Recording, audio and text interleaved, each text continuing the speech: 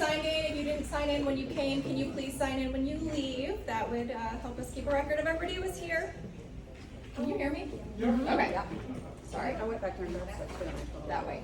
We're going to get started very quickly tonight. Our state rep, Lindsay Cross, is here, and she has another event to go to, so we're going to mix up the order. It is in the agenda that way, but we will still, I'm going to officially call the meeting to order at 6:32, so we're not too late. And we will do the Pledge of Allegiance. Dawn. Well, no, go ahead.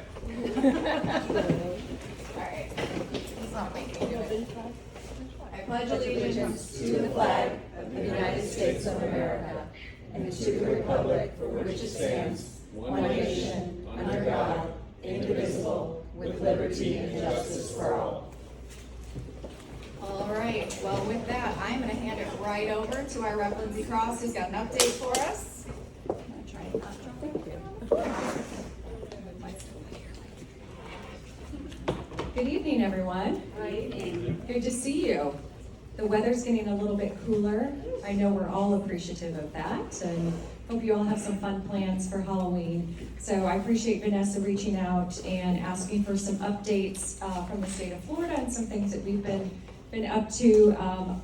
I added some highlights at the back if you want to pick up one of these, but this is just a quick recap of some of the things that myself and our art office were able to work on this past legislative session. It was supposed to end in May. It went another 40 days. We wrapped up in early June. But a couple policies I wanted to bring your attention to.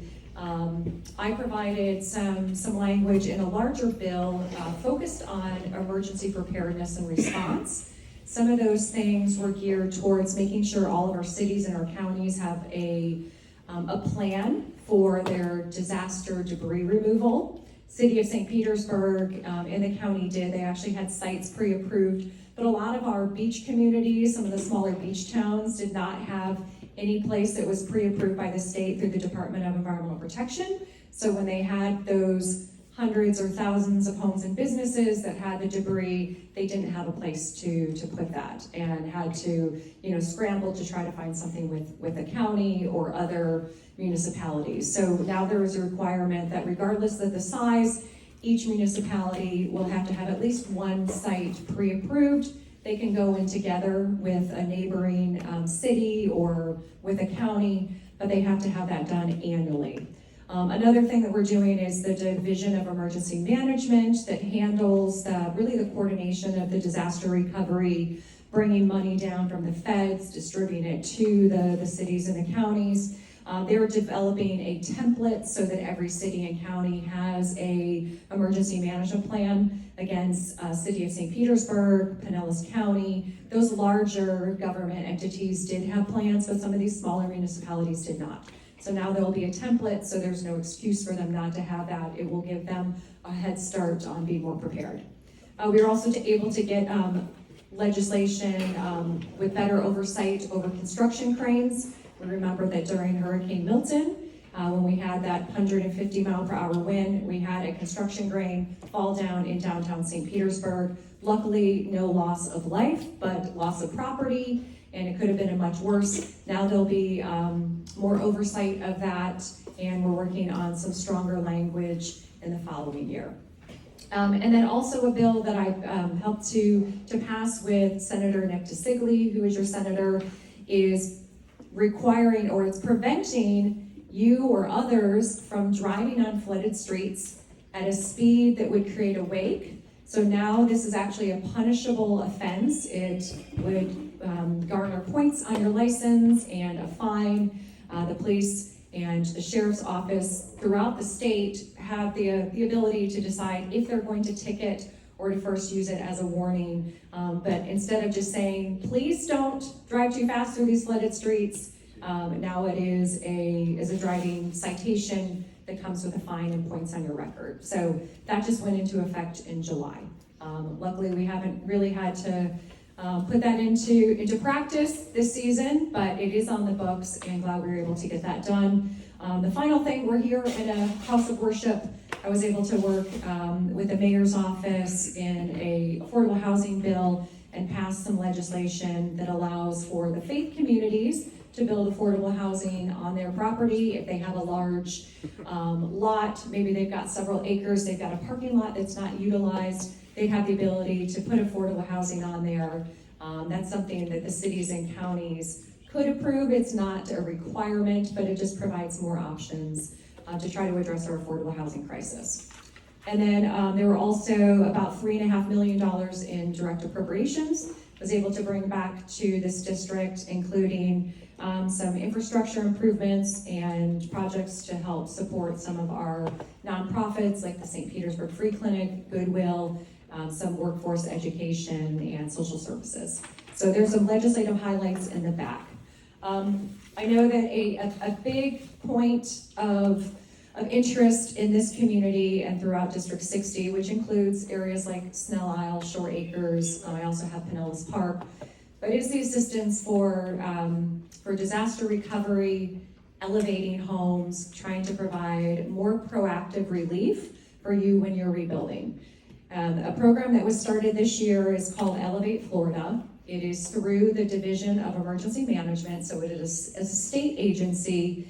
It is at this point, it is a one-time grant program administered through Department of Emergency Management, or DEM, but it's using federal dollars. So when we have a disaster that impacts St. Pete or the county, someplace in the state of Florida, we're able to essentially provide receipts to the federal government, draw that money back to reimburse for things like disaster debris removal, other services that need to happen. In addition to that kind of one-to-one reimbursement, the federal government provides money on top of that for future mitigation. And so this is money that the state, through DEM, has decided to use towards proactive work like elevating homes, helping with demolition and rebuilding of homes, potentially a home buyout, and some things like some roof replacements. So that is where that money is coming from. Right now, the fund is about $440 million. It is federal money, and so even though the state is able to operate a little bit faster and more nimbly, we have to go through what's called the federal procurement process. And so things are slower because of that. So I want to apologize that the program has a lot of great potential. There's been a timeline for it. They're still making progress on it, but it's not as fast as any one of us want it to be. The way the federal procurement works is that rather than if you submitted an application, and I do want to hear from you all if you have submitted applications, but rather than you work with a contractor independently and then try to get money back from the state had to go through a process of vetting contractors both to do some site assessments and to do the elevation work. So if you are selected for the program, you do not have the ability, unfortunately, to hire directly the person that you want, because then the state would have to, essentially be part of 1,000 contracts around the state. So there was a bidding process. There were 28 contractors that were selected. They are kind of grouped into different zones of the state. And so if you were part of the program, you would have one of the contractors that was selected for that zone. So that's a little bit how the process worked. Applications were due back in April, and they began a screening process. Some of the things that they were looking for are prioritization factors, things like, was the home substantially damaged? Did you get a letter from the city noting that the cost of repairs exceeded 49% or 50% of the market value? Was there a history of severe or repetitive loss? Is the property located in a special flood hazard area? Was it impacted? It had to be impacted by Hurricanes Debbie, Helene, or Milton. So all of these properties would fit into that. And then they looked at whether it was a primary residence and the structural type. I don't know the exact rubric or the specific points allocated through all that. I know that the highest prioritization was substantially damaged and if there was a history of repetitive loss. The department anticipates being able to fund around 1,000 applications. We had 12,285 applications submitted statewide. 3,676 applications were from Pinellas County, so that made up 31% of the applications statewide. I will note that Pinellas County did not put in additional money into the pot, some other counties did, but we will still within our county be getting a larger share of the money because of so much damage and need in this area. But certainly not everyone who applied or everyone in this neighborhood or Shore Acres is going to get selected for that. The majority of those in Pinellas County applied for structural elevation. About 1,000 applied for some type of mitigation and reconstruction. There was a pot of money for acquisition, so if you wanted some money just to relocate, that was part of it as well.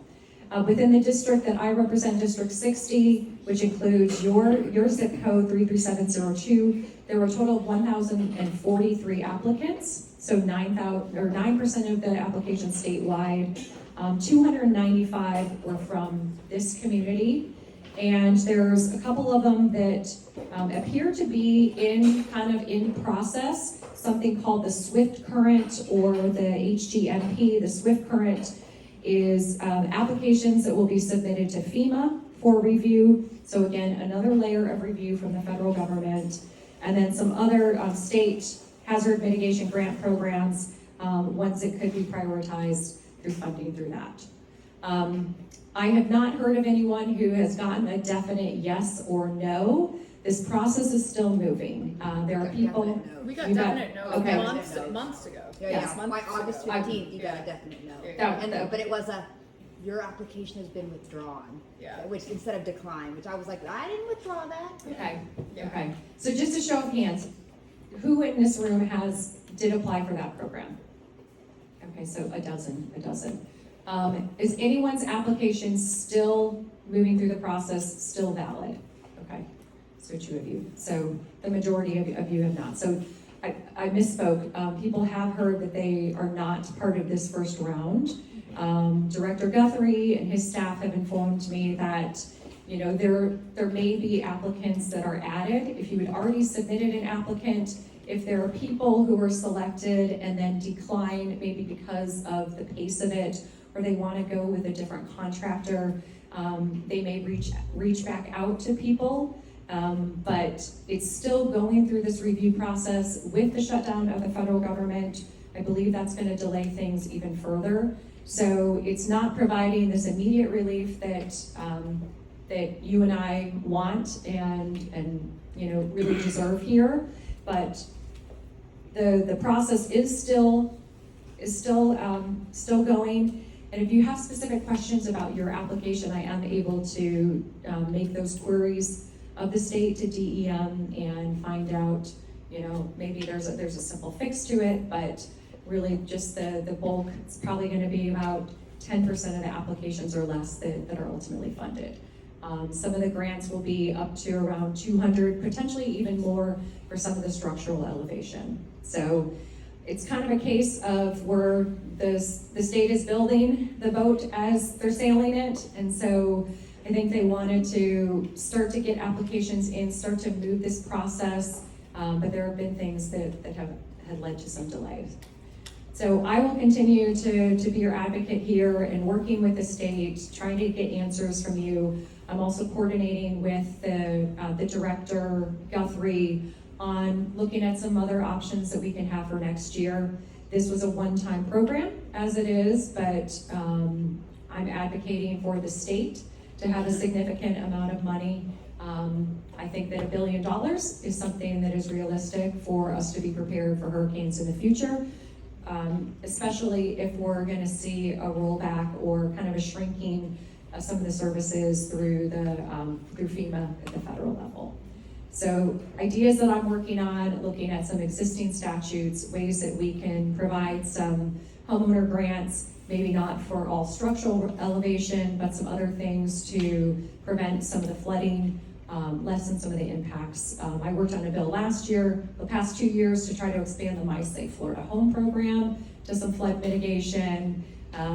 We think that maybe there's a better way to accomplish that, but that is still something I'm looking at, we have a new CFO, and so there's new players at the table, and we're gonna continue to try to tackle that and bring some state money back to this area. Another thing that I wanted to give you an update on that Vanessa brought to my attention is a derelict vessel that was in the community. So a derelict vessel is essentially a vessel that's been abandoned. I know that during Helene, boats lifted up, they got transported into people's yards. Some of them are impeding navigation, they're in the canals. There is a process through the state, through the Fish and Wildlife Commission, to go out and once someone has identified the location, so Vanessa gave me the location, I was able to coordinate with one of the majors at FWC. They brought a team out there. So that process has been happening for a little over a month now. And again, nothing is happening as quickly as we want it to, but the vessel that was identified is going through the process right now. What the state has to do is they have to go out, determine if there is an owner. They have to then contact that owner, give them the opportunity to remove the vessel. There's also a program called the VTIP, the Vessel Turn-In Program. And essentially, as a legislature, we have allocated money to the state to the tune of a little over $4 million last year to remove some of these vessels. So that is something where if a vessel owner says, I can't handle that anymore, they can opt to be part of this vessel turn-in program, and essentially the state is going to pick up the cost for that. That ranges anywhere from about $7,000 to $20,000 for the state to do that removal. But what they need to do, they have to contact the boat owner more than once. They need to get a title from that boat owner, essentially getting the approval to remove that boat. There's also something called the derelict vessel program, where if it's abandoned and there's not an owner, if they try to contact someone on the third time, the FWC would do that, and then they would try to get reimbursed from the owner. So it makes more sense for the owner to voluntarily be part of that program. So right now, the state has gone out in September. They had another visit scheduled in October. They've been waiting for that duplicate title from the owner, and at that time, they would be able to enroll that person into the program. So I'm going to continue to get updates from FWC on that, and if there's other vessels that you see, whether it's storm related or something else, you can contact my office. We can provide that information and start that process rolling. Okay, so those are the main things that I wanted to cover, but if you guys have any questions, I know that your councilwoman also has some updates from the city, but if there are any things that I can answer, I'd be happy to. I just have one on that. So we had called the Coast Guard a year ago, and there was an environmental spill. So there was oil and gas all up and down that canal, and the Coast Guard was there the day it was happening. Have they been in contact with FWC? Because they don't call back anymore and tell us what's going on. And like that whole canal was thick. And it's like there's tons of dead stuff over there now. So, and you live at the end, but it was further down. Okay. Yeah, on the other I side don't know, of the we bridge. can't get out on I know canal. that street. Well, I Can't can't get get- out. I don't know, I can't get there. But does FWC handle the cleanup, or is the Coast Guard gonna handle the cleanup? This or are this they would all be just gonna something ignore it? through the state. That would be a through state, the- the state through the would have vessel. to clean it up? Yeah, through the turn-in program. Okay.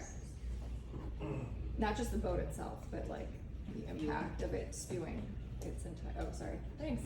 So if there was, an active oil spill, I don't know who that would be. It could be the Coast Guard. At this point, it's the, priority would be removing the vessel. Okay. Unfortunately, I know that people said there's vessels, they're, starting to leak. Yeah. We were not able to get on top of that before we had some of those impacts. Can you find out who we need to call though for future, like next time there's an oil Yep. spill?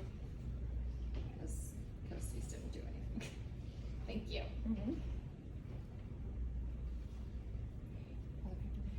Okay, well, flyer. I'll also leave some business cards there. And as always, it's an honor to represent you guys. Thanks.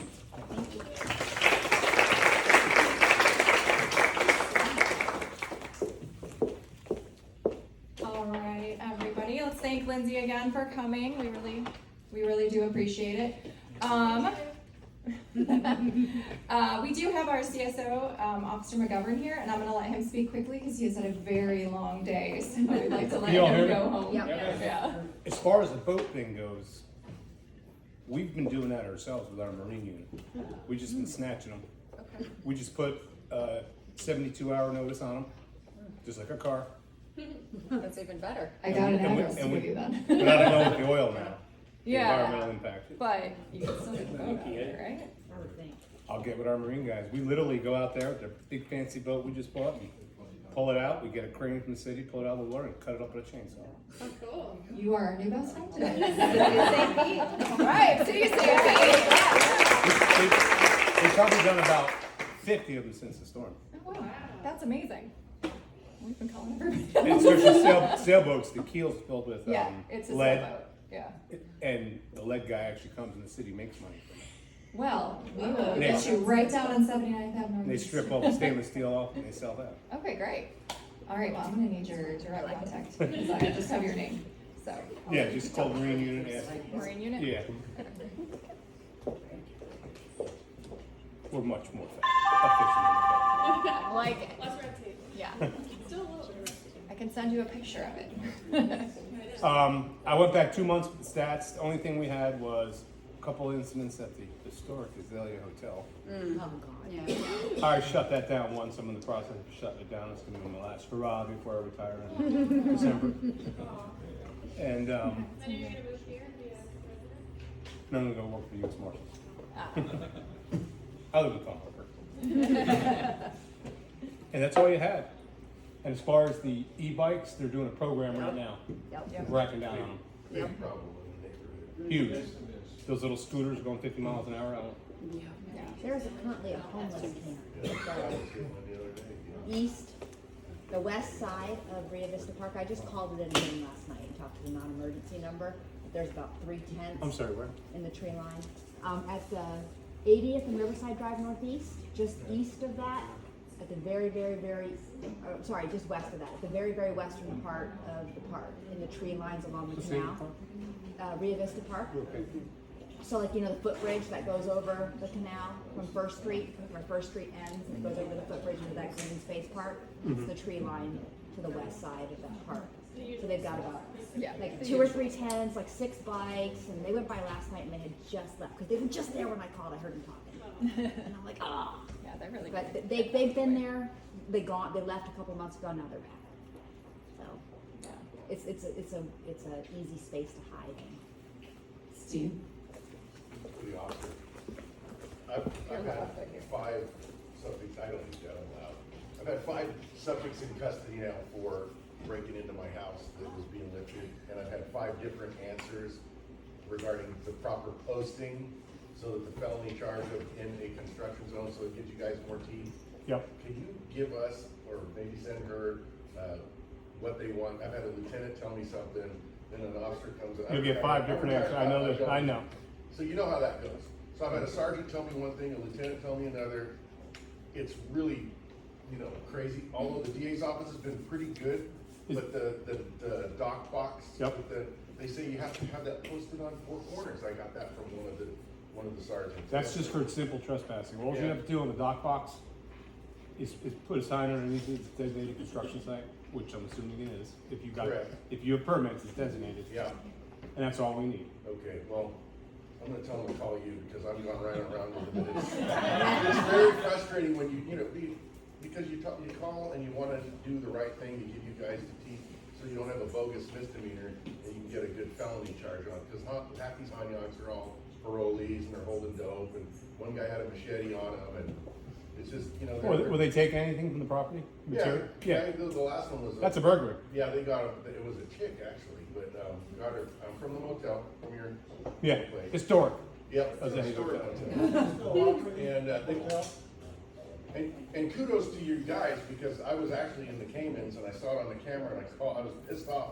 And I waited a minute, but then I called and they got him 5 blocks away. I got all my stuff back. She's still in custody. So that was awesome. They charge you a burglary? Yes. Yeah. But on a couple of the simple, we got one on 87th, that guy ran through 20 yards.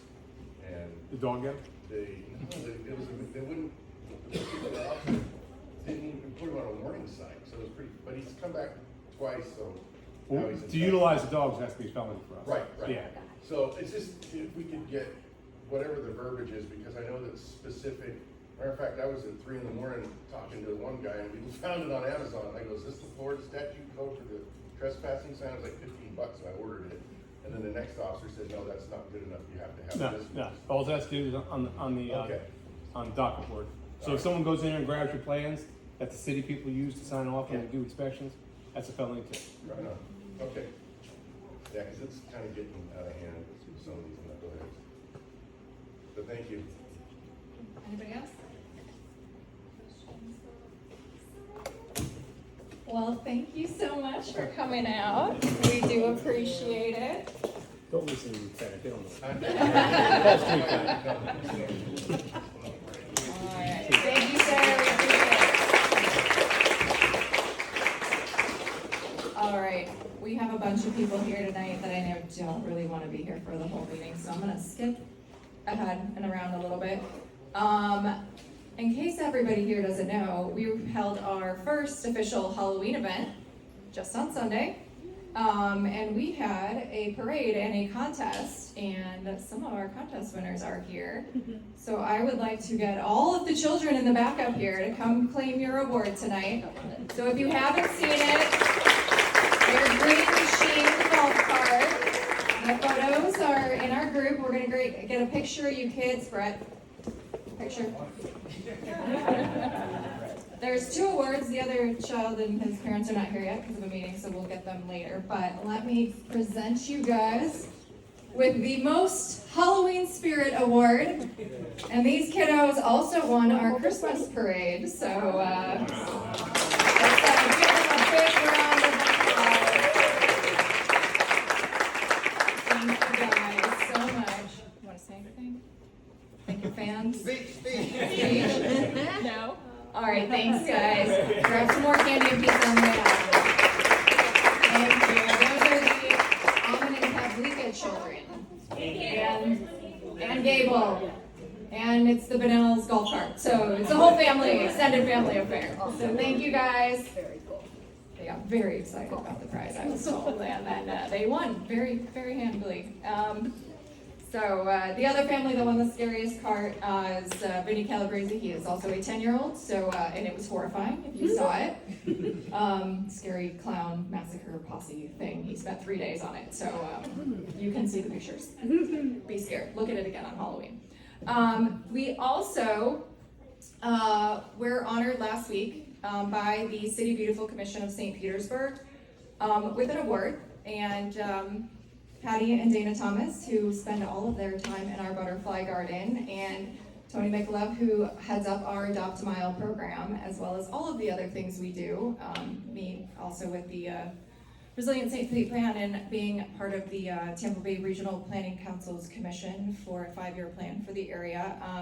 Due to all of our efforts, including our canal cleanup, which many of you helped with, including most of the children who just left. All of these things together, so we were awarded with the Environmental Award from the City of St. Pete. So this lovely, so thank you to everybody.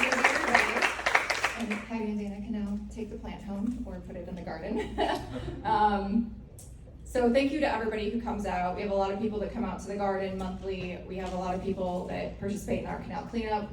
This year we picked up 415 pounds of trash, which was great considering the hurricanes. And our Adopt a Mile is once a quarter. We clean 83rd Avenue all the way to the San Martin Bridge, which helps keep a lot of trash from going into our canal system there. And we used to clean the park, but now one of the dispensaries is cleaning the park, so we don't have to clean it up as much as we did before, which is nice. So that kind of capitalized that. There are a bunch, if you have not looked, of QR codes on the back of your agenda tonight, one of which is for the 2025 Neighborhood Awards. And while I have everybody's attention, I have written all of this on this, so you can just read it. I won't save a bunch of time, but if you love Riviera Bay, please scan that QR code and go vote for us so we can get more prizes like this and let everybody know how awesome we are up here so that people want to move to our neighborhood, into some of these homes that are slightly abandoned or for sale, and come join the best neighborhood in St. Pete. But there are 3 big categories, so best neighborhood obviously should be Riviera Bay. I would be honored if you would nominate me for president, because that is one of the 3 bigs. And then Neighbor with Heart, we sat down as a commission, and actually I talked to somebody at the city, Miss Tony McLeod, who doesn't know this because she's finding out for the first time. We would love it if everybody would say and write in. Tony has been on our board for 20 years. She is at every cleanup. She works harder than pretty much everybody else physically in the neighborhood to do all of the cleanups and events and everything in Riviera Bay, and I think it would be absolutely fantastic if the city recognized her hard work, because she works, everywhere all over St. Pete, but even if she doesn't win, I would like to say on our behalf, thank you so much for everything that you have done for us.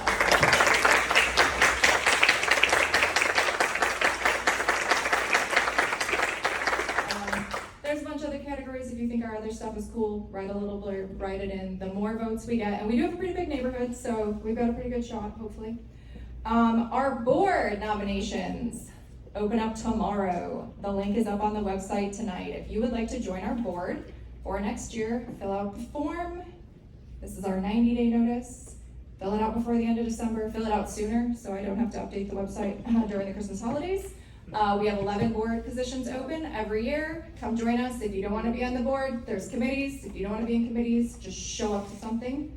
But also thank you for coming to the meetings, because we do this all for everybody here. There is a resiliency meeting follow-up. It is November 18th. We, in May, did a tour of the entire neighborhood. Many of our residents, Kathy had us in her backyard, looking at all of the issues of the flooding that occurs in Riviera Bay, whether it's tidal flooding from the hurricanes, effects of the hurricane, the canals filling up, the dredging that needs to be done. We had our city engineer out at our April meeting, and we've been following this program, and there's a third-party engineer. Brandi has championed this Resilient St. Pete program. The meeting is now a web-based meeting. There is a QR code on the back to register. You do need to register. It's on Zoom.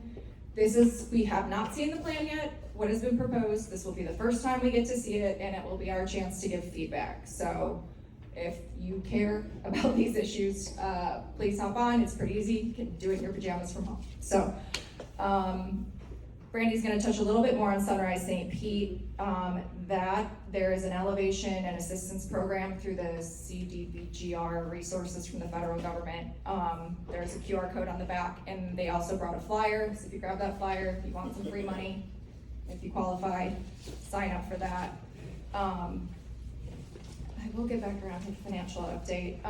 We currently have learned, we knew this earlier this year, our bylaws are not actually properly registered. So I had the opportunity to speak to a couple of the past presidents, and both of the sets of bylaws that we've been using say that they had to be registered with Pinellas counties within 60 days of ratification for them to be valid. The president in 2018 didn't do that when they updated the bylaws, and the president in 2023 didn't do that as well when they updated the bylaws. So we went through the bylaws, we looked at the originals, we looked at the 18 revisions, we looked at the 2023 revisions. I sat down with a couple other presidents of other neighborhood associations. We sat with a lawyer who works with nonprofits, and made some marks. So the copy that's there is for everybody's review. The 18 bylaws said we have to give 60 days notice. The ones before that didn't say any notice. So we will set a special meeting to vote on these. These are currently posted on our website, so it is public knowledge for everybody to give feedback. We will have a vote later this year to ratify them. There are some things we added, like we have a lot of people join but not come to meetings. So we always have trouble getting a quorum. So we changed that to the majority of people who show up at a meeting get to vote on things, because you're here. and you care about the neighborhood. So a lot of people give their $10 when they buy their candles and never think about us again. So we just want to make it for the active people in the community to be able to make the decisions about what's going on. If you have any questions, please reach out. I did the printed version with the comments about why we were changing certain things. Like, for example, we didn't have to have a secretary and treasurer, but we need one if we're a nonprofit. So that got added in certain places. We added a little bit more stringent use on a conflict of interest clause because there were some concerns raised by a bunch of residents last year in that regards to strengthen that. And then not a ton else, some things about attendance, virtual meetings, some stuff that got really heavily added because of COVID. That was confusing, and so we just tried to make it a little bit nicer looking. So if anybody has any questions, shoot us an email, call me on the phone, let us know your thoughts. We can take that into consideration. Our treasurer, Katrina, is very ill tonight, so I'm going to give you her very fast financial update before we have Brandi come up and speak this evening. Hold on. It's on a tiny photo from a text message. So at the start of July, we had $22,635 in the bank. But as of October 28th, we had $23,928, so we made some money. We spent, and some of that is because we had some newsletter sponsors renew their sponsorship of our newsletter. Our newsletter printing cost was $22,570. Our advertising payments that we just took in that will cover 4 issues was $4,500. We spent $600 on Halloween, and we'll actually be getting a credit back because I bought some stuff on Amazon that's going back that we didn't end up putting up, so we don't need, we got like $50 back. And then we have been pre-selling next year's memberships along with your candles. You can pre-order. So far we've collected $165 in pre-orders. QR code for that, also on the back.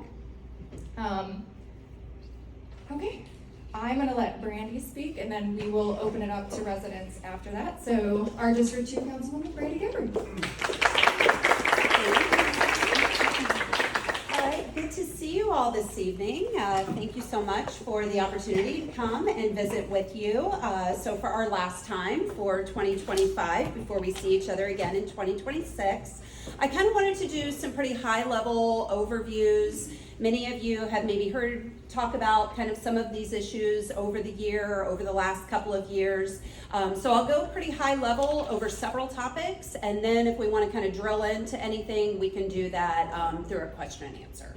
So let's start where Vanessa kind of led us to, which was the HUD dollars that the city was awarded due to the Hurricane Helene impacts. So we were one of only a couple of cities. A lot of counties normally get this money, but the city of St. Petersburg was awarded separate dollars. About $160 million we were awarded from HUD. This is specific for housing disaster recovery. So this program, it's called Sunrise St. Pete. It is going to be kicking off on November 5th. There is going to be a virtual webinar. There is a QR code, I think, on the back of your agenda for you to sign up. So whenever you go on to that, I encourage you all to go ahead, sign up so that you are getting the constant updates from the city about the program. We just approved the federal grant agreement probably about a month ago, and then the very next week, council had a meeting to start talking about all of the details. So, like Rep. Cross said about Elevate Florida, we're kind of building the plane while flying it, essentially.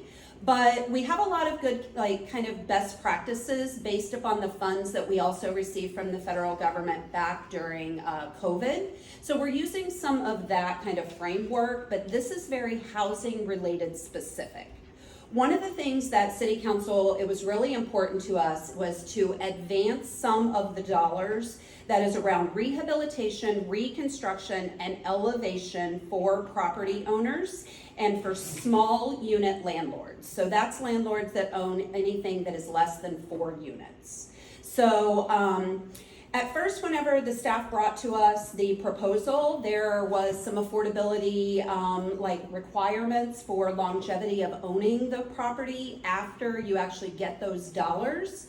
I was able to move with City Council's support to make that 1 year for a property owner. So if you have your permits, you have all of your work that you've been already doing, your permits are approved, you're going through that process, you then apply for these dollars, you get approved for those dollars, and then you complete all of your work, you would only have to own the property for 1 year after the time of application, and then at that point you could sell the property and the dollar would be forgiven. So just wanted to kind of let you know about that.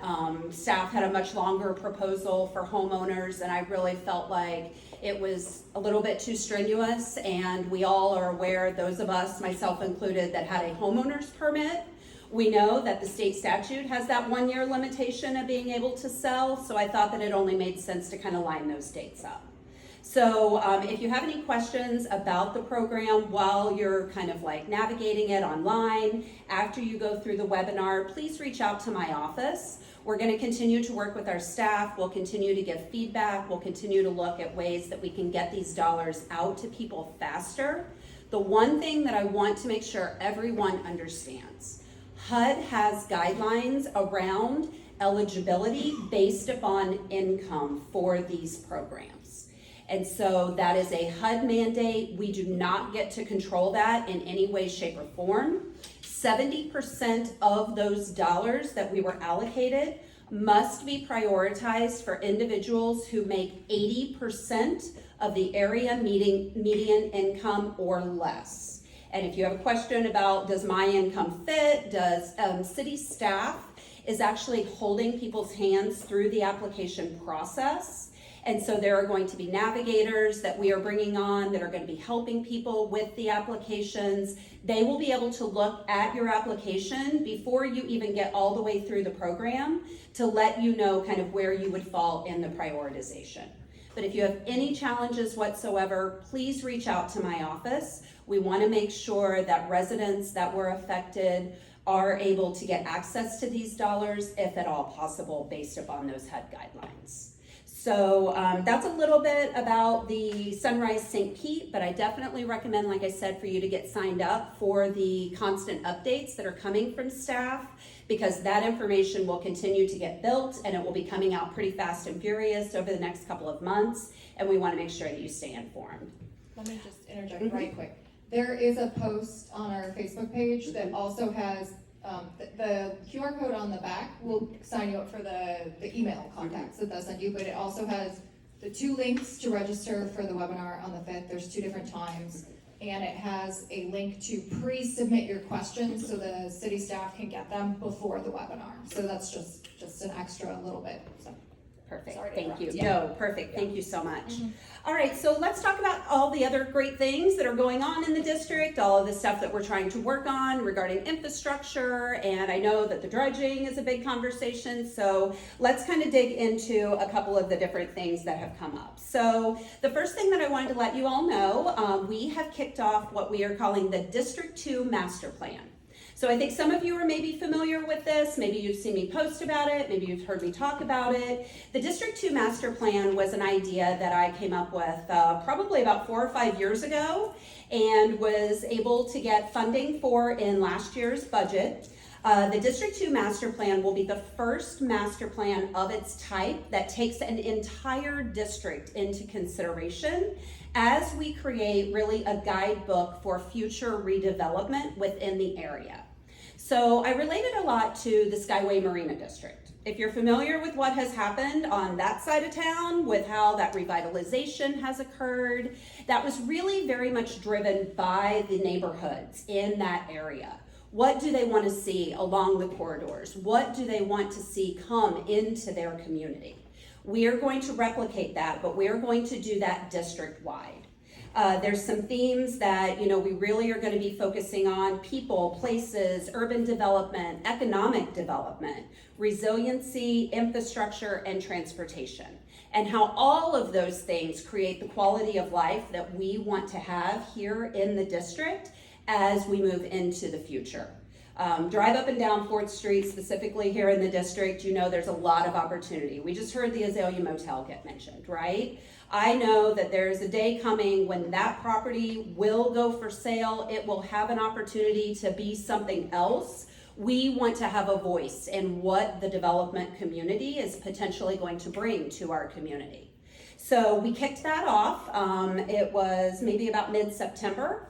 There is a timeline that is written out. I believe there's copies of that back in the back as well.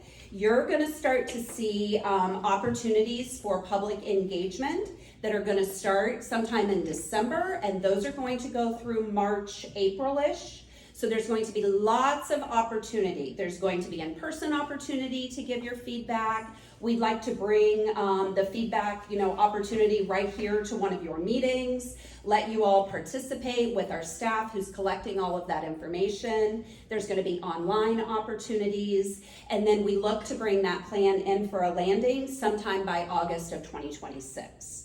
So we're really asking that everyone who cares about our district, cares about the future of District 2, really wanting to create a special place long into the future where people can continue to work, live, and play. And so we really want you all to participate in this with us. Talking about a changing district, Derby Lane, as we know, has a new owner, and I'm well aware that many of you have had some sound impacts from some of the new events that are taking place. So Vanessa had reached out to me, lots of people had reached out to me after their concert that they had one evening. They have an event like the first Friday of every single month. Is it the last? I'm not sure. I went to one of them. I'm not sure There was when one, it was. it's a 3-day event. Yeah. And they did one this last weekend as well. Was it any better? Because It that's was what I want to know. Louder. It was even louder. louder. How did it get louder? I Yeah, could hear it please. from my house before, and Yeah. I heard it clear. Okay. Okay. You can hear the words now, and you can hear the very. Okay, so here's my fear. Here. So after this occurred, coincidentally, like 3 days later, I had a meeting already on the books with the new owner. Just to kind of meet and figure out, like, what are you guys thinking? What are you looking at? They don't have a clear plan for what they want to do with the property right now. That gambling room does very well for them. The Amazon contract does very well for them. And they're really looking at, everything potentially that could happen there. The one thing that they did share with me that I thought was helpful was that they're not necessarily looking at housing or any sort of intensive housing. It is very low-lying, coastal high hazard. It's expensive to build a lot of housing on that property.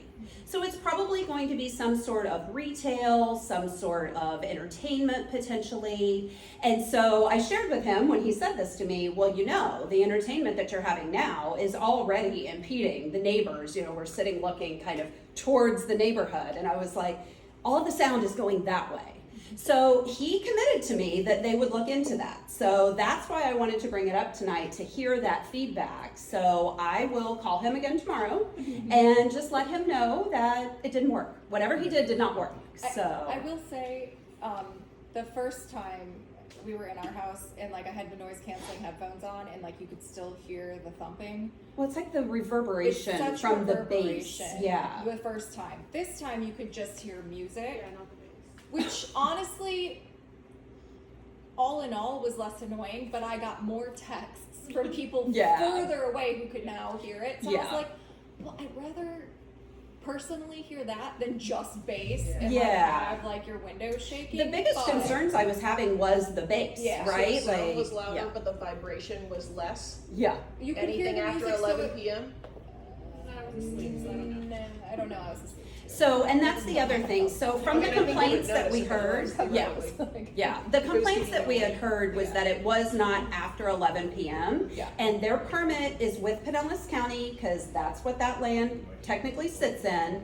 And that's what their permit allows them to do. So they're doing what they're allowed to do. It's just that consideration for kind of the angling of the speakers and all of that. So I did hear from people in the homeowners association of Riviera Bay on Friday night. Also reached out. And I was like, call Brandi. Yeah, because I was just at their meeting like 3 weeks ago and we Yeah, talked about it there as well. And there was a lot of big concerns because it's so loud there now about the fact that Weeden Island is a protected bird sanctuary. And Yeah. what is this doing? I Yeah. mean, we all live here for the environmental Right. beauty. And what is it doing to the, the birds and, manatees and dolphins? Like, is it, because it bounces across the water. Right, clearly, 'cause, right. So I'm curious, but yeah. Well, I'll continue to reach out to him and let him know. I'm wondering, since the base is different, if they tried something else and now maybe that's just caused a different problem, right? Yeah. So, but thank you for the feedback. Yeah. So yes, continue to keep me updated on that, and I'll continue to gently prod to turn the speakers the other way, right? So I think this is a really good exercise for them in learning about our community. And that was a lot of what that conversation that I had with them is you're coming into a pretty historically kind of stable community. There's not a lot of, kind of noise and activity. It's pretty calm back here. You need to kind of understand that, especially if you're looking at some sort of entertainment use. So he was very open to that conversation and very apologetic. So I'll continue to work with him on that. Yes, Steve?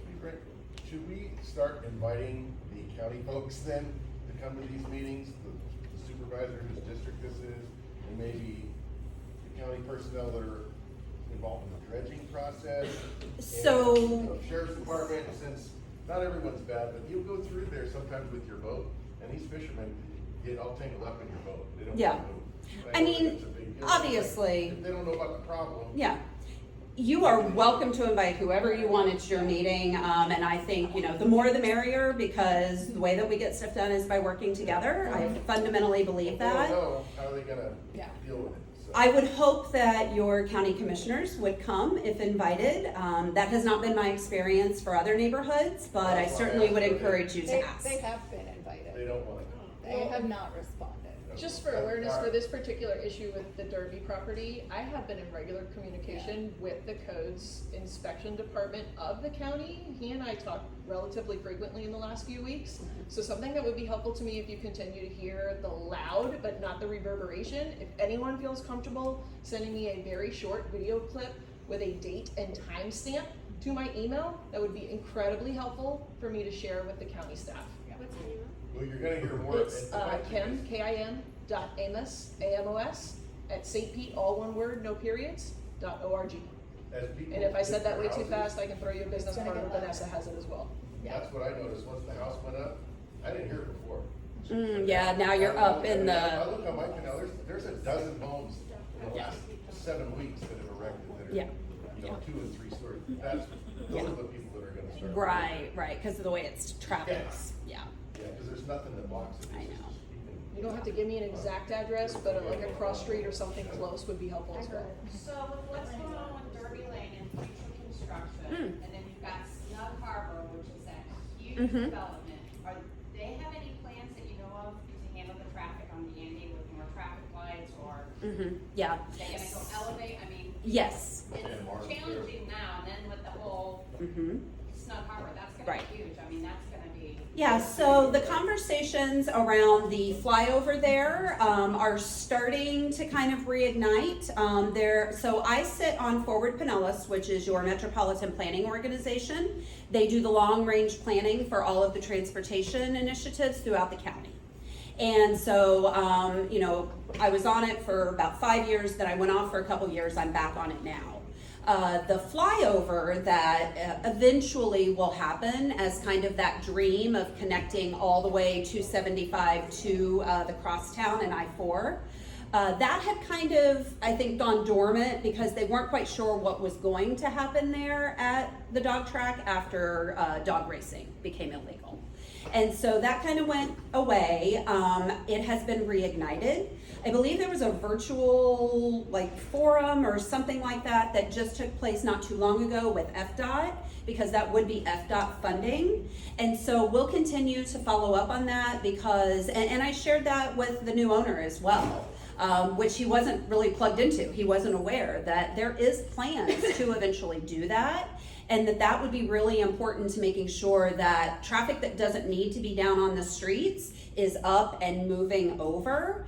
And then obviously light synchronization, things like that are gonna also be very important. So that all kind of has to flow together to make sure that that area does not become too congested. I mean, it already is. Is So- Snug City, I'm sorry? is Snug Harbor Project City, or part of that in the city? Part of it is, not all of the property is, but I think the majority of it is. Cause yeah, it did go through our permitting and it goes through like our engineering and stormwater and all of that. Right, and then Mhm, you got yeah. county, city, and. Yeah, It's gonna be, it's huge, Yeah. huge.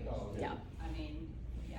What's the current status on the Snug Harbor development? And I'm concerned because the power lines going easement right behind my property, they're talking about putting towers on it, elevated to 50,000 volts. I did a meter test. I walked out from my property line 20 feet, it says danger. Now, with only 15,000 volt lines, what's 50,000 do to us? I mean, obviously, that is a conversation that we have to have with Duke Energy about those power lines and any sort of extra towers or anything like that for the electric that would have to go through. So I can follow up on that for you, but I don't have that information today, The Don. problem is, they're wanting to send the power all the way west to a junction box instead of back. Why not they just build it over there on the Gandy area and bypass changing the power lines for Riviera Bay? I can't answer that question for you. That's a bit above my area of expertise, but I'll follow up on it. And the last Yeah. question. Yeah, we've talked about this before. Don, I don't remember who told you this, because I thought we looked at that and Duke only had plans to replace the actual poles that were there with the same type of poles. No, I need to that's go not back what and look they're through saying. my research and let's Yeah. connect on that, because I thought we looked into that and that wasn't the case. Yeah, cause we did get an answer from them like a year ago. Yeah, and it's then- been a little minute and a lot of things have happened since then, but I thought we determined that it was, like, the answer that we got back from Duke was that it was being replaced with the same type of poles that were there. I So, will look into that, but What I- we'll that's do my is recollection. tomorrow, Okay. Dawn, we'll go back and we'll It's been a look at long that time since exchange. That's fine. Yeah. We'll go back and we'll look at that and then we'll follow back up with you. Promise. My wife says if that happens, we're moving. We will look into it again and we will follow back up with you. Thank you. And you're not going anywhere, so don't worry. All right, so let's talk about dredging. All right, so, we came in April, I think it was. We brought our city team. They did an entire piece about dredging. You were all given that information of kind of what the process is. So, I'm sorry? It's also on the website, the video, the whole thing. Perfect. Okay, good. So if you were not there in April, I do encourage you to go back and review that again, because what it does is it lays out a timeline for dredging in a typical scenario. Well, we at the city kind of started to look at, okay, well, what if there's not a typical scenario, right? Maybe we'll look at some other opportunities, and luckily, the people down in Manatee County were looking at something very similar, so we watched what their process was. They were attempting to bypass the Army Corps of Engineer permitting process, which is the majority of the time that it takes. They were attempting to bypass that by proving that their canals had been used for stormwater runoff and maintenance of stormwater for decades. So we kind of watched that process, and all the while we were kind of looking at our past information to see if maybe we could create that same case. Unfortunately, that was denied by the Army Corps of Engineers. So, at the same time, we were continuing to move forward with our planning for getting our permits filed for. So on December 6th, City Council will be brought an agreement for the consulting services for project design, and staff is administratively approving a seagrass evaluation and survey. These are the first three things that have to happen for us to file for our Army Corps permit. So I just wanted to let you know that that is moving forward. We tried to hope for this other creative opportunity. Unfortunately, that was not something that we could move forward with to expedite, but all the while we continued to get all of our ducks in a row so that we can get that permit filed. So on December 6th, I look forward to that coming to City Council, approving that agreement. And then I will continue to keep you all updated as we move through those phases. And I'll let you know as soon as that Army Corps permit has been applied for. Is this one where we need to like email all the other city council people to make them vote for it, or are they all on board? There, Okay, good. I cannot imagine a single, they've heard me complain enough about the dredging process. Just wanna make sure. Otherwise I'll yes, get everybody yeah. at city council. I mean, to you are volunteer always right welcome to email City Council about anything, council@stpete.org. That goes to all 8 of us, so please, if you feel so impassioned about any issue, please always reach out. Those emails do come to us and we do actually read them.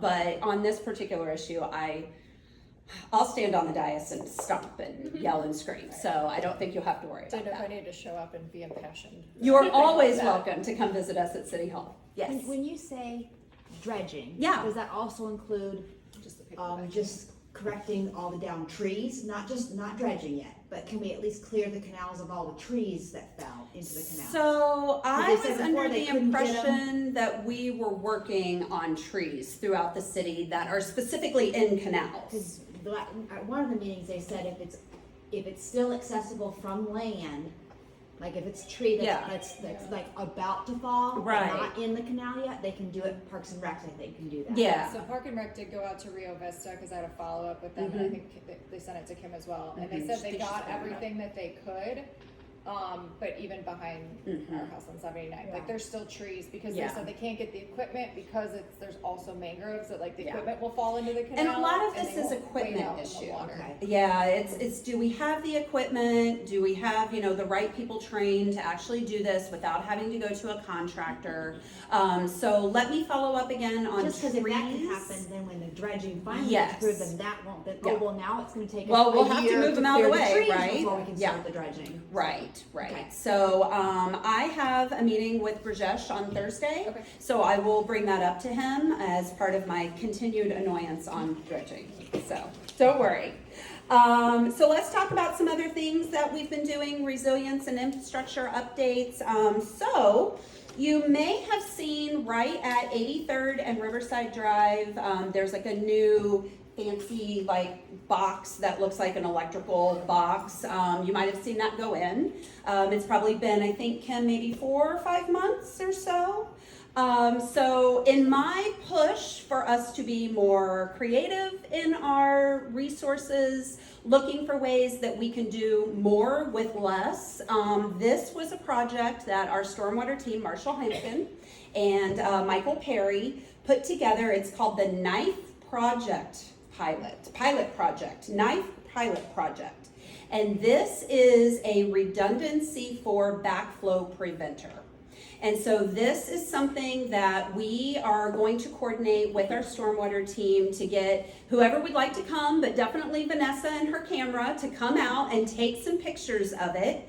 What it does is, and I'm not going to explain this right because I'm not an engineer, I should have brought my husband with me, but essentially, so these backflow preventers, as you know, are not foolproof. They work when they work, and in other conditions, when the tide is too high, they do not. This is another mechanism that slams shut, basically. It works with a pneumatic lift, and so it will give that double redundancy on a backflow preventer. This staff literally did it with parts that they had in one of the warehouses. They put it together themselves. They didn't have to hire a contractor. They did it for a few $1,000s. It is if this ends up working and they can use this in other places, this could really help to make those backflow preventers work even better. And so they selected your neighborhood to be the pilot for it. And so we wanted to kind of give it the summer. We wanted to see how the rainy season was. Do we have a storm? What does it do in a storm? We didn't get a storm, thank God. But so far so good. So I expect to get a good report on it, and then would love to have whoever wants to come and take a peek at it and see how it works and all that stuff. We'll have you all come out either one evening or on a Saturday morning now that the weather's better, and we can kind of take a peek at something creative that the city team did. Yes, so wanted to let you know about that. A couple of other things coming up that have also been mentioned here in meetings that I wanted to give you updates on. The Riviera Bay vulnerability assessment that was being expedited, that is going to be brought in for a landing by the end of 2025. This will also inform some of our work on our CRS rating. So that is the discount that you get on your flood insurance premiums through FEMA. So they're working with that staff and that team to see how there could be some measures that could take place here in Riviera Bay that could potentially help the whole city with their CRS rating. So that's coming in at the end of 2025. We are also going to be bringing our seawall study in for a landing at the beginning of 2026. Now this will inform City Council on any updates that we would like to make to our seawall code. We've had residents right here in Riviera Bay that have reached out and said, I'm replacing my seawall and I want to go higher, but code doesn't allow me to do that. And so this would give us an opportunity through this study to be able to not only kind of look at the public seawalls that we own, but good practices for the private seawalls that all of you own, and how we might adjust our code so that you can build them higher to make your community safer. So that's going to be coming here in early to mid 2026. You may have seen that City Council approved a feasibility study for floodgates. I want to be very clear that the article that you may have read online that said floodgates for shore acres was completely inaccurate. So I'm going to tell you because I lost it a little bit. I was like, what do you mean? Like for one neighborhood, what are you talking about? Like, what's happening? When it was our idea in the first Yeah, place. right? Yeah. So I was very relieved to find out that really what this is, they said shore acres because that body of water there is where these floodgates would land by the bridge that's being replaced in that area. Right. But what those floodgates are for, it is a regional protection project. Now remember, this is a feasibility study. So they are just going to do the study to see if a floodgate like they use in New Orleans and in other areas would even work in our community. If it does, it will actually protect the Placido Bayou, not the neighborhood Placido Bayou, the Placido Bayou water body, which currently has huge regional impacts to the entire northeast part of St. Petersburg.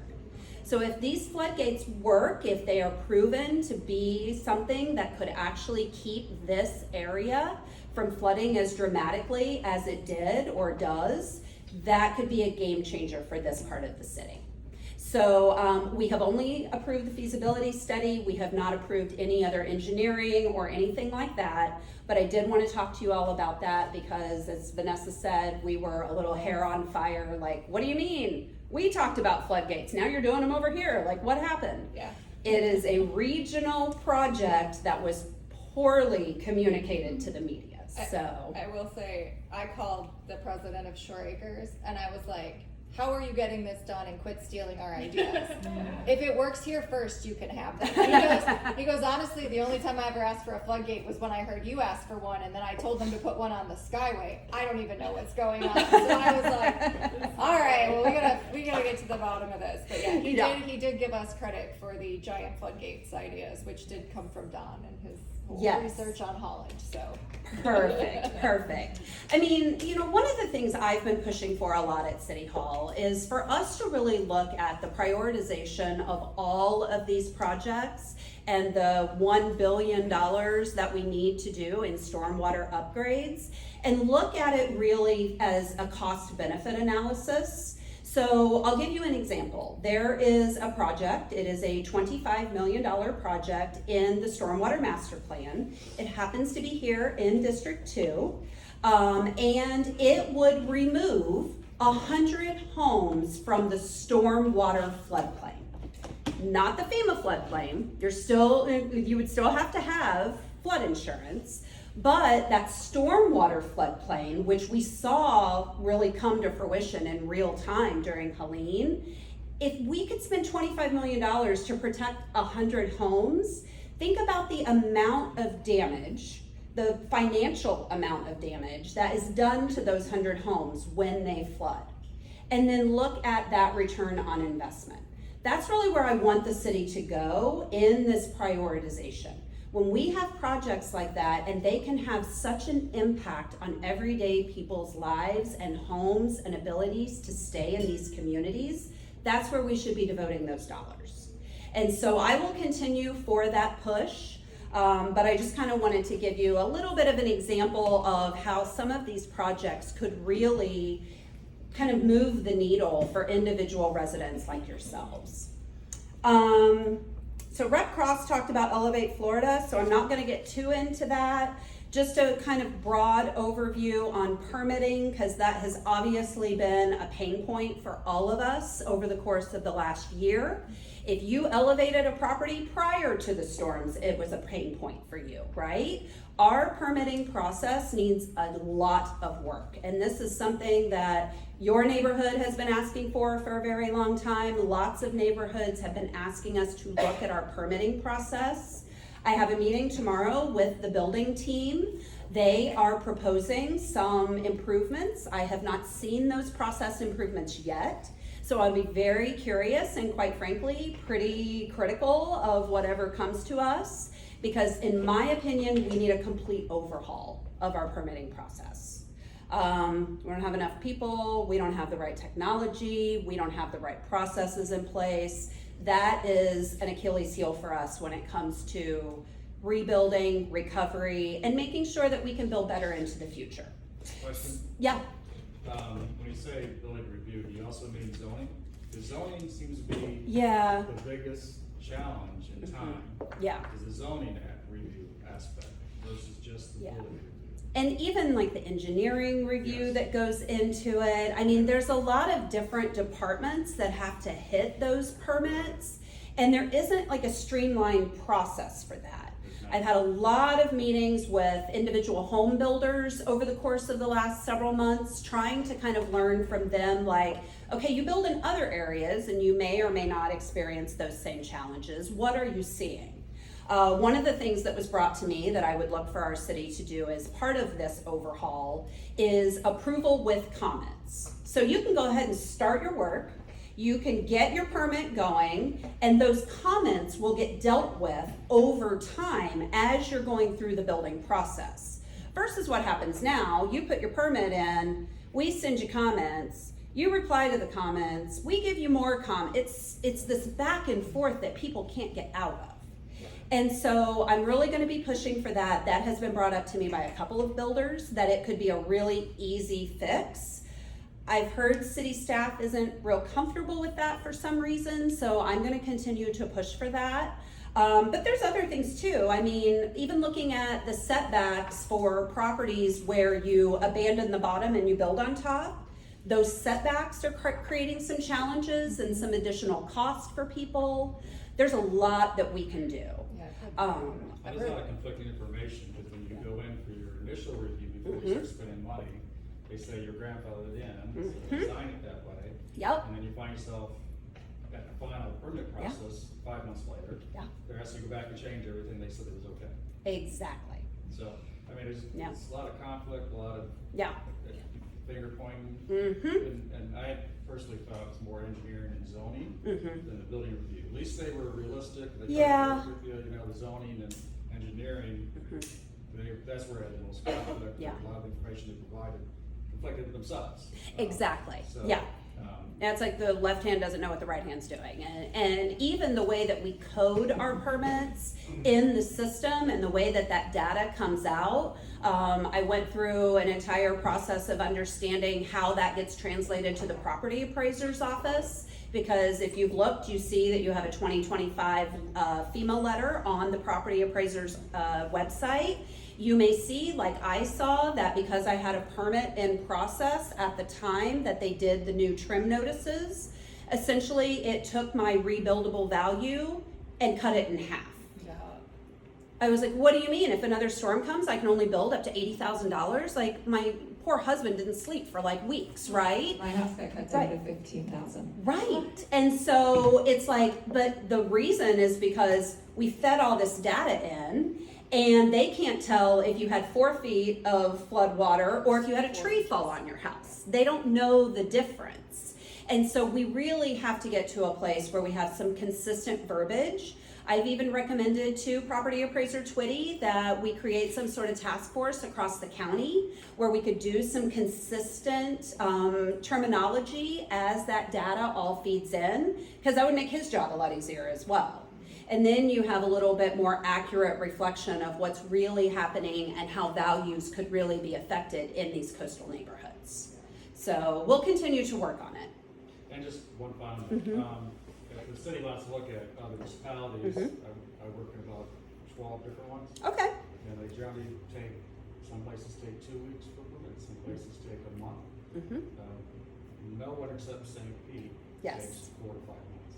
I agree. Or even 3 months. Yep. Even Fernando County, the challenges, they've had a lot of technical issues up there. Yeah. 2 to 3 months. Yeah.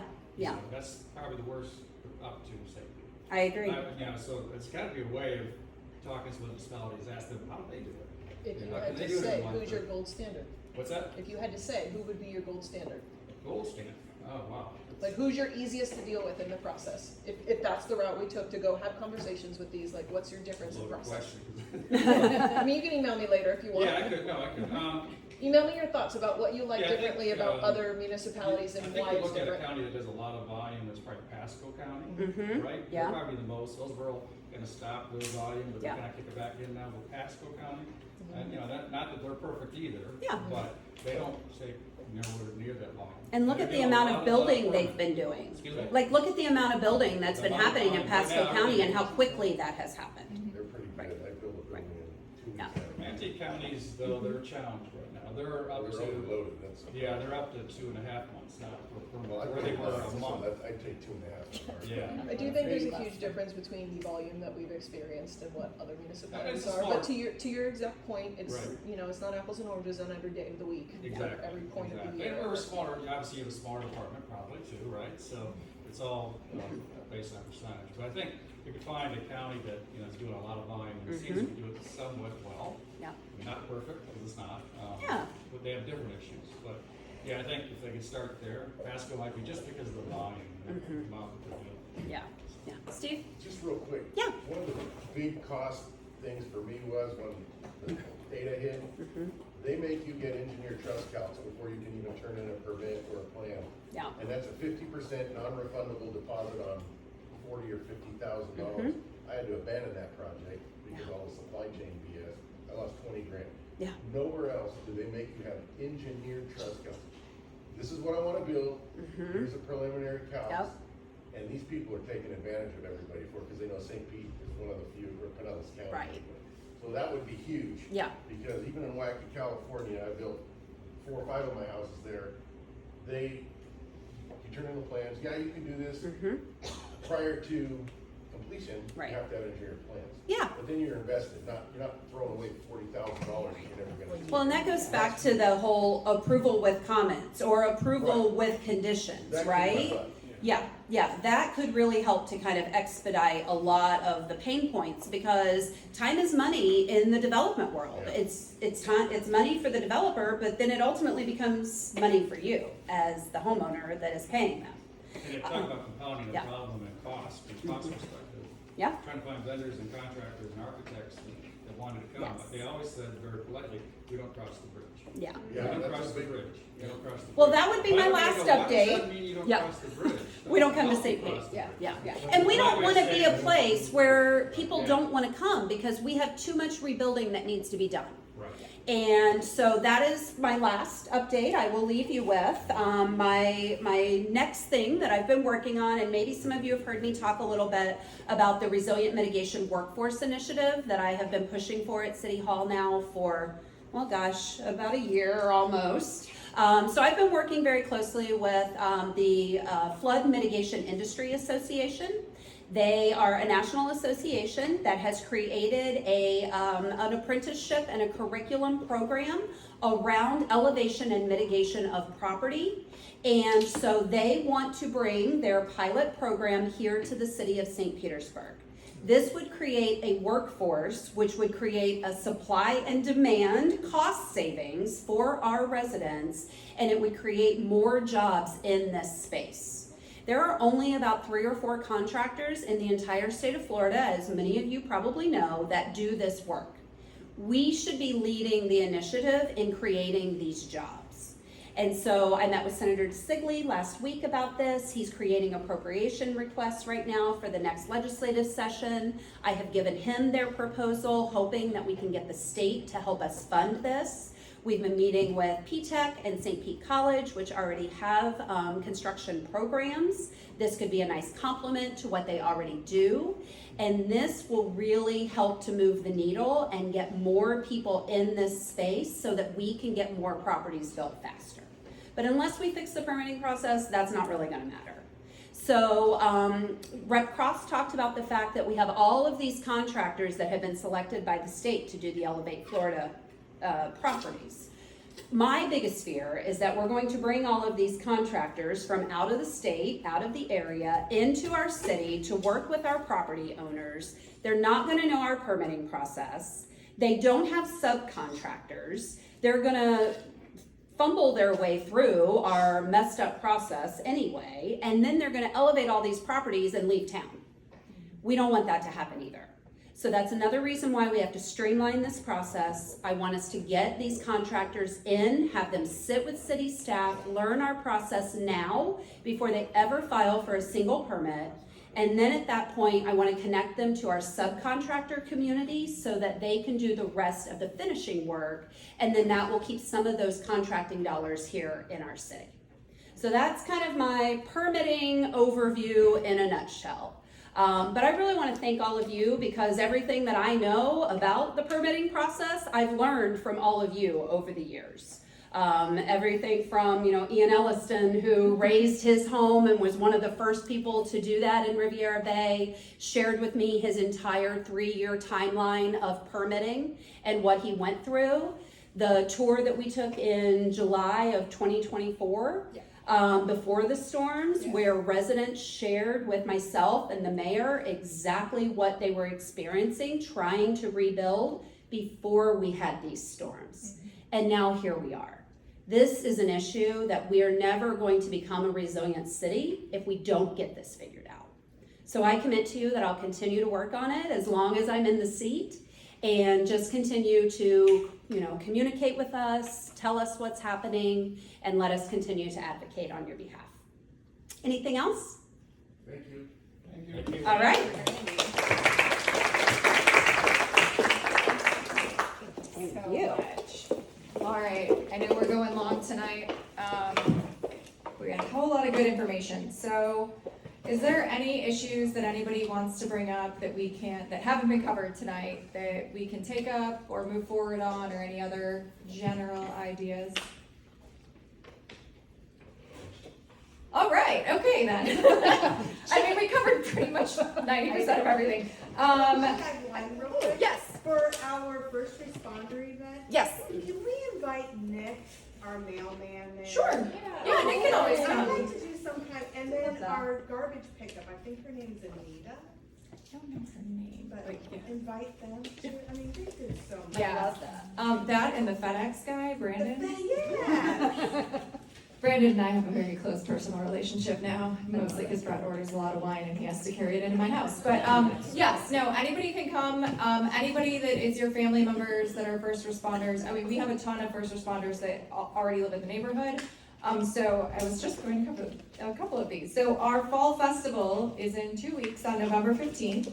The St. Pete Fire Department will be there from 1 to 3:30 with the fire trucks, so the kids can get their pictures taken, crawl around, do all that.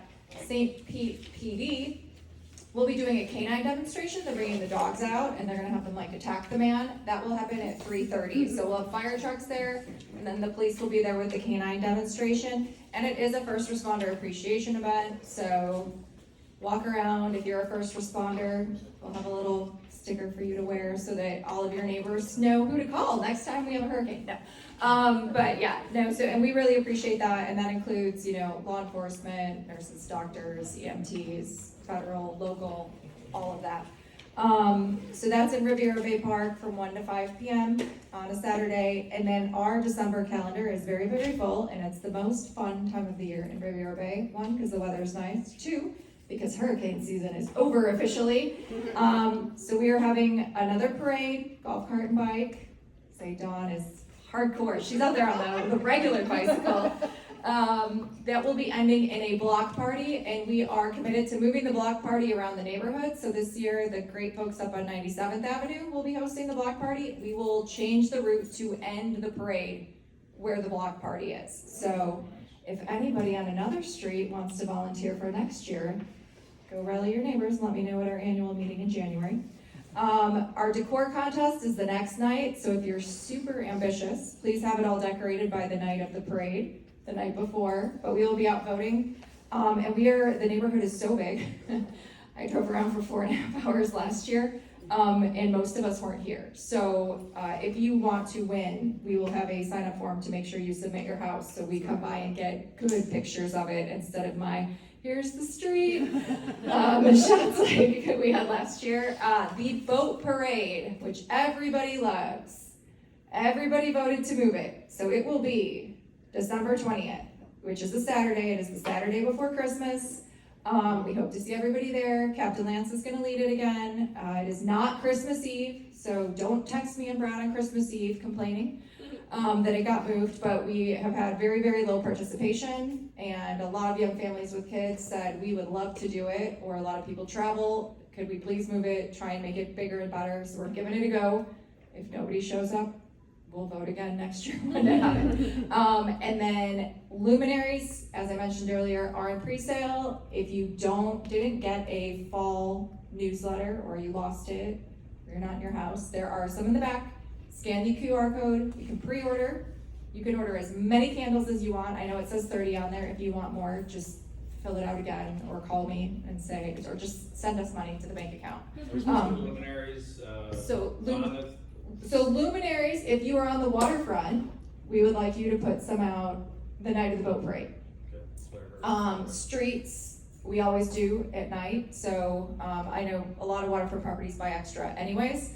So buy extra, just remember to put them out the night of the boat parade, because that helps our boats get down the canals. It's navigational. Brad said that was very important.